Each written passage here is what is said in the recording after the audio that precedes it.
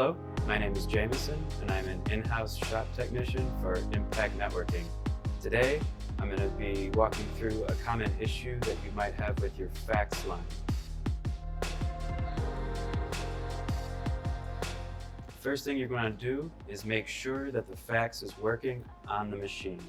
You're going to touch the fax button and touch the on hook button on the top. If you touch the on hook button and you don't hear anything, you're going to want to go to the back of the machine and make sure the phone cord is plugged into the line port and not the phone port.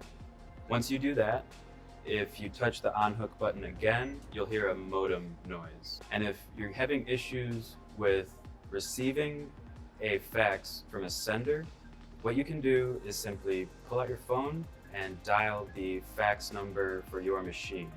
If you hear that same modem noise, you know it's okay on your end. I hope this was helpful in resolving your fax issue.